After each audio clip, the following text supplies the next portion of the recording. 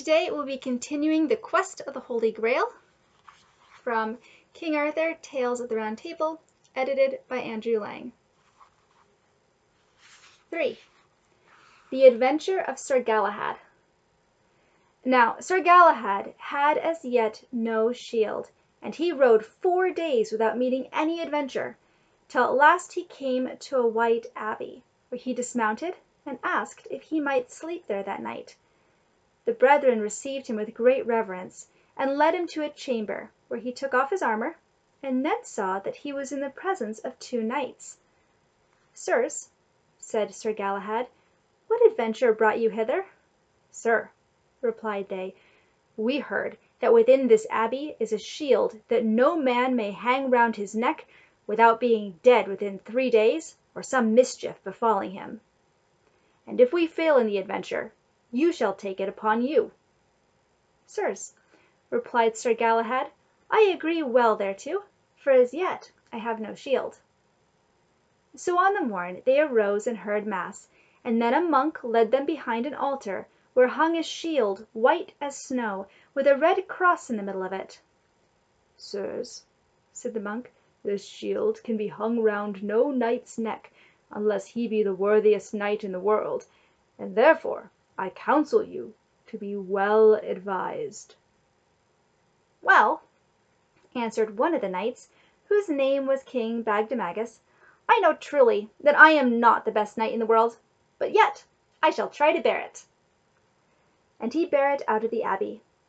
Then he said to Sir Galahad, "I pray you abide here still, till you know how I shall speed."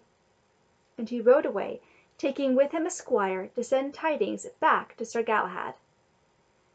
After King Bagdemagus had ridden 2 miles, he entered a fair valley, and there met him a goodly knight seated on a white horse, and clad in white armor. And they came together with their spears, and Sir Bagdemagus was borne from his horse, for the shield covered him not at all. Therewith the strange knight alighted, and took the white shield from him, and gave it to the squire, saying, "Bear this shield to the good knight Sir Galahad that thou hast left in the abbey, and greet him well for me." "Sir," said the squire, "what is your name?" "Take thou no heed of my name," answered the knight, "for it is not for thee to know, nor for any earthly man." "Now, fair sir," said the squire, "tell me for what cause this shield may not be borne, lest ill befalls him who bears it." "Since you have asked me," answered the knight, "know that no man shall bear this shield save Sir Galahad only." Then the squire turned to Bagdemagus and asked him whether he were wounded or not. "Yes, truly," said he, "and I shall hardly escape from death." And scarcely could he climb onto his horse's back when the squire brought it near him. But the squire led him to a monastery that lay in the valley, and there he was treated of his wounds, and after long lying came back to life. After the squire had given the knight into the care of the monks, he rode back to the abbey, bearing with him the shield. "Sir Galahad," said he, alighting before him, "the knight that wounded Bagdemagus sends you greeting, and bids you bear this shield, which shall bring you many adventures." "Now blessed be God and fortune," answered Sir Galahad, and called for his arms, and mounted his horse, hanging the shield about his neck. Then, followed by the squire, he set out. They rode straight to the hermitage, where they saw the white knight who had sent the shield to Sir Galahad. The 2 knights saluted each other courteously, and then the white knight told Sir Galahad the story of the shield, and how it had been given into his charge. Afterwards they parted, and Sir Galahad and his squire returned unto the abbey whence they came. The monks made great joy at seeing Sir Galahad again, for they feared he was gone for ever, and as soon as he was alighted from his horse, they brought him unto a tomb in the churchyard, where there was night and day such a noise that any man who heard it should be driven nigh mad, or else lose his strength. "Sir," they said, "we deem it a fiend." Sir Galahad drew near, all armed save his helmet, and stood by the tomb. Here Sir Galahad is opening up the tomb.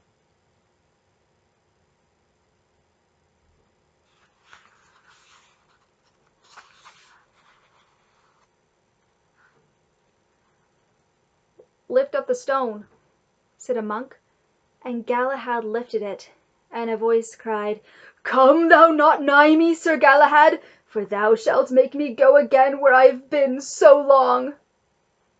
But Galahad took no heed of him, and lifted the stone yet higher, and there rushed from the tomb a foul smoke, and in the midst of it leaped out the foulest figure that ever was seen in the likeness of a man. "Galahad," said the figure, "I see about thee so many angels, that my power dare not touch thee." Then Galahad, stooping down, looked into the tomb, and he saw a body all armed lying there, with a sword by his side. "Fair brother," said Galahad, "let us remove this body, for he is not worthy to be in this churchyard, being a false Christian man." This being done, they all departed, and returned unto the monastery, where they lay that night. And the next morning Sir Galahad knighted Melias his squire, as he had promised him aforetime. So Sir Galahad and Sir Melias departed thence, in quest of the Holy Graal, but they soon went their different ways, and fell upon different adventures. In his first encounter Sir Melias was sore wounded, and Sir Galahad came to his help, and left him to an old monk, who said that he would heal him of his wounds in the space of 7 weeks, and that he was thus wounded because he had not come clean to the quest of the Graal as Sir Galahad had done. Sir Galahad left him there, and rode on till he came to the castle of maidens, which he alone might enter who is free from sin. There he chased away the knights who had seized the castle 7 years agone, and restored all to the duke's daughter, who owned it of right. Besides this, he set free the maidens who were kept in prison, and summoned all those knights in the country round who had held their lands to the duke, bidding them to do homage to his daughter. And in the morning one came to him, and told him that as the 7 knights fled from the castle of maidens, they fell upon the path of Sir Gawain, Sir Gareth, and Sir Lavaine, who were seeking Sir Galahad, and they gave battle, and the 7 knights were slain by the 3 knights. "It is well," said Galahad, and he took his armor and his horse, and rode away. So when Sir Galahad left the castle of maidens, he rode till he came to a waste forest, and there he met with Sir Lancelot and Sir Percival, but they knew him not, for he was now disguised, and they fought together, and the 2 knights were smitten down out of the saddle. "God be with thee, thou best knight in the world," cried a nun who dwelt in a hermitage close by, and she said it in a loud voice, so that Lancelot and Percival might hear. But Sir Galahad feared that she would make known who he was, so he spurred his horse, and struck deep into the forest before Sir Lancelot and Sir Percival could mount again. They knew not which path he had taken, so Sir Percival turned back to ask advice of the nun, and Sir Lancelot pressed forward. 4. How Sir Lancelot saw a vision, and repented of his sins. He halted when he came to a stone cross, which had by it a block of marble, while nigh at hand stood an old chapel. He tied his horse to a tree, and hung his shield on a branch, and looked into the chapel, for the door was waste and broken. And he saw there a fair altar covered with a silken cloth, and a candlestick which had 6 branches, all of shining silver. A great light streamed from it, and at this sight Sir Lancelot would fain have entered in, but he could not. So he turned back, sorrowful and dismayed, and took the saddle and bridle off his horse, and let him pasture where he would, while he himself unlaced his helm, and ungirded his sword, and lay down to sleep upon his shield at the foot of the cross. As he lay there, half waking and half sleeping, he saw 2 white palfreys come by, drawing a litter, wherein lay a sick knight. When they reached the cross, they paused, and Sir Lancelot heard the knight say, "O sweet Lord, when shall this sorrow leave me, and when shall the holy vessel come by me, through which I shall be blessed? For I have endured long, though my ill deeds were few."